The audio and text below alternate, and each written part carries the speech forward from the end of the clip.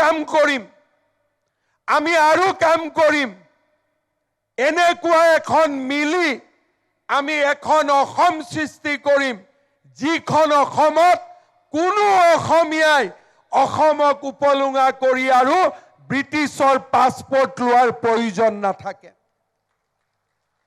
আমি কাৰ পাছপোৰ্ট ল'ম?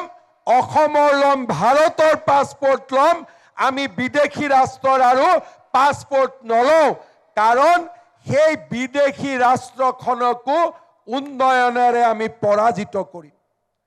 আজি যেতিয়া কংগ্ৰেছৰ কোনোবা সভাপতিৰ ল'ৰা ছোৱালীয়ে অসমক উপলুঙা কৰি ভাৰতীয় পাছপোৰ্ট ঘূৰাই দি ব্ৰিটিছৰ পাছপোৰ্ট লয়, মই এটাই কম, আৰু 10টা বছৰ ৰখক, নৰেন্দ্ৰ মোদীৰ নেতৃত্বত ইংৰাজে ভাৰতৰ পাছপোৰ্ট বিচাৰিব, ভাৰত বিশ্বগুৰু হ'ব। আমি ভাৰতক পৰিৱৰ্তন কৰিম। মানুহে ক'ব ইংৰাজী পাছপোৰ্টৰ দাম নাই, আমাক ভাৰতৰ পাছপোৰ্ট লাগে। আমি ব্ৰিটেইনত থাকিব নোখোজো, আমি ডিব্ৰুগড়ত থাকিব খোজো, আমি গুৱাহাটীত থাকিব খোজো, আমি যোৰহাটত থাকিব খোজো। আৰু মই বিশ্বাস কৰোঁ আৰু 10টা বছৰ যদি আমি অসমক এনেকৈ ৰাখিব পাৰোঁ, কোনো বাংলাদেশী অসমত সোমাব আৰু হিম্মতো নকৰিব। কোনেও আমাৰ ফালে ৰঙা চকু দেখুৱাব নোৱাৰিব। আৰু আমি অসমীয়াই বিশ্ব বিজয় কৰিম। ভাৰতৰ ভিতৰতে আমি অসমক সৰ্বশ্ৰেষ্ঠ ৰাজ্যলৈ ৰূপান্তৰ কৰিম। আৰু সেই সংকল্পৰে আজি আমি উভতি যাম। আমি এখন আধুনিক অসম, এখন নতুন অসমৰ নিৰ্মাণৰ সংকল্প ল'ম। আৰু মই কথা দিছোঁ আপোনালোকক, অহাবাৰ প্ৰতিগৰাকী পিষ্টা প্ৰমুখ আৰু বুথৰ কাৰ্যকৰ্তাৰ দায়িত্ব হিমন্ত বিশ্ব শৰ্মাই ল'ব। আপোনালোকৰ দায়িত্ব হিমন্ত বিশ্ব শৰ্মাই ল'ব। আপোনালোকৰ লগত সুখৰ সময়ত, দুখৰ সময়ত আমি একেলগে থিয় হৈ থাকিম, আৰু আমি একেলগে বিজেপিকো নিৰ্মাণ কৰিম, আমি অসমকো নিৰ্মাণ কৰিম। আৰু আমি ভাৰতক বিশ্বগুৰু, আমি অসমে বৰঙণি আগবঢ়াম।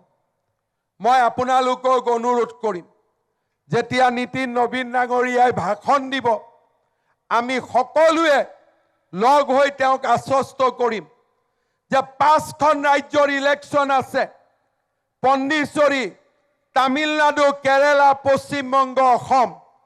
আমি নীতিন নবীন ডাঙৰীয়াক কম, আপুনি অসমৰ চিন্তা নকৰিব, বাকী 4খনত বিজেপি জিকক, অসমত আমি বিজেপিক জিকাই আপোনাক উপহাৰ দিম। পাৰিম নে নোৱাৰিম? আমি কি বিচাৰিছো, এইবাৰ অসমৰ লগত বিজেপি পশ্চিমবংগতো জিকিব লাগিব। কাৰণ বাংলাদেশী সোমোৱা ৰাস্তা আমি অসমত বন্ধ কৰিম, কিন্তু পশ্চিমবংগত যদি বন্ধ কৰিব নোৱাৰো, বাংলাদেশী পশ্চিমবংগেদি সোমাই আকৌ অসম পাব।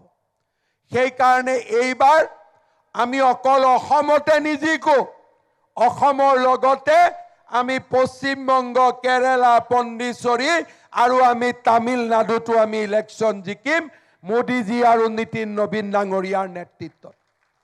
আৰু সেইকাৰণে আজি ডিব্ৰুগড়, নাহৰকটীয়া, লাহুৱা, চাবুৱাল, টিংখং, খোৱাং, দুলীয়াজান, আমি সকলো পৃষ্ঠা প্ৰমুখে নীতিন নবীন ডাঙৰীয়াক আশ্বস্ত কৰিম, ইলেকশ্যনলৈকে ডিক্লেয়াৰ হ'বৰ কাৰণে আৰু 15 দিন আছে। ইলেকশ্যন বিহুৰ আগত হোৱাৰ সম্ভাৱনা আছে। এইকেইটা দিন বিধায়কে কি কৰিব নকৰিব আমি নাজানো, কিন্তু আমি আমাৰ জীৱনৰ এই গোটেই কেইটা সময়, অহা 45 দিন আমি বিজেপিক দিম, অসম মাতৃক দিম, আমি ভাৰত মাতৃক দিম। আমি ঘৰে ঘৰে যাম, চৰকাৰৰ কথা কম, মোদীজীৰ কথা কম, আৰু আমি ডিব্ৰুগড় জিলাৰ 6টা সমষ্টিতে বিজেপিক বিজয়ী কৰিম। আমি সেই সংকল্পেৰে আমি 45টা দিন আমি কাম কৰিম।